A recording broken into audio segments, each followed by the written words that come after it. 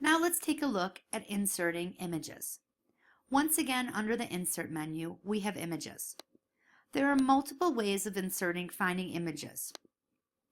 You can either upload them, so you have pictures already saved somewhere on your computer or your Dropbox, by URL, which means you can get the image URL and paste it here. You can search from Google from within, or you can look in Google Drive if you have images in your Google Drive. There's also your albums. So if you have created any kind of albums, you could use those as well. But let's start first with the search, which is the easiest way. So if I click on search and I'm looking for pictures of, let's just say, Denver, where I'm living now, I can simply click on search and look through all these pictures. One thing to notice, when you use a Google search from within a Google Doc or a presentation or a site, they are labeled for commercial reuse with modification, which means you can use them and you don't have to cite your source. So this is a great way for searching for pictures for you and your kids, and you're not violating copyright law. Simply click on the picture that you want and click select. It puts the picture inside. You have a couple choices. You can move the picture wherever you want within the section just by clicking and dragging, which is a new feature.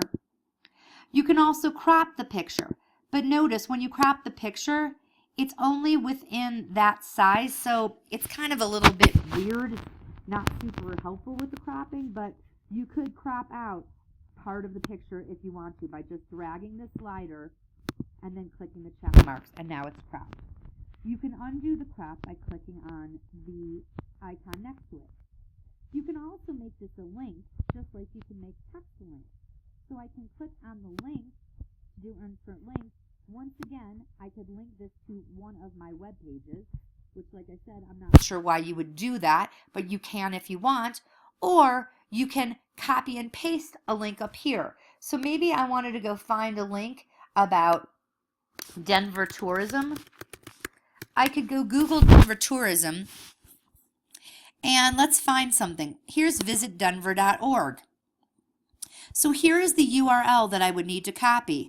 I could simply highlight it, either go up to edit, which you can't see, and do copy, go back to my website, and paste the link.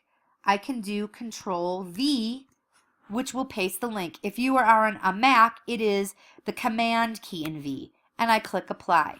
Now when I click on this picture, if I'm in preview mode, watch where it takes me out to the Denver site. So those are some of the things you can do with images. So like I said, crop, uncrop, link. Over here, you once again have the backgrounds for the section style. And you can kind of see, if you wanted to make your page use uniform, pick the same section style, because when you go to preview it, then you can see how the pages look. You can't tell the sections when you choose the same section style. So once again, if I wanted this image to be up higher, section up higher, I click on the little dots and I drag it above, and I can have that section wherever I want. Also, once again, I can click and drag this picture over here, over here, over here. So you do have the click and drag. Doesn't work with the text, but it does work with images. Now, another way of putting images in is by URL. And you might be saying, well, what does that mean by URL? Well, if you don't find a picture that you want and you go out and do a Google search for pictures, and I search for images, and just say I'm going to look for a picture of Cleveland, where I used to be. The URL, when I click, if you do a Google search this way, you want to make sure you click on the picture and actually view the image. This is the image URL.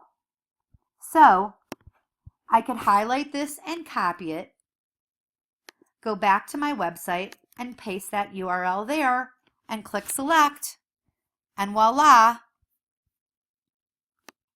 there's my picture. And notice my picture went in the section next to the text. So I had room so I could you can put text next to images. Now if I wanted to move this around, I could drag this over here and it would move it around. So you have some choices. So once again, this Google thing is giant. I could make this smaller, and then I would have room, if I wanted to simply click and drag this picture down here. So you have more flexibility in terms of the way you want to use your images. Also under images, you can upload from your computer. So you have to know where the files are that you have saved. So you need to be able to navigate to those locations. So I'm just going to grab an image. You find it where it's saved. You open it up. It will appear in. You can add more files if you want to. And then I'm just going to upload it. There it is. You can crop, uncrop link, move it around, and notice it won't let me move it around to here because my text box is all the way across, but I could move it next to my Cleveland picture. So I can drag it over, this over if I want to, and move it down here. But you can make yourself a picture gallery by clicking and dragging pictures around where you want. So there is an advantage to the old version of, or classic version of Sites, because you weren't able to drop and drag your different items as you can in the new Google Sites.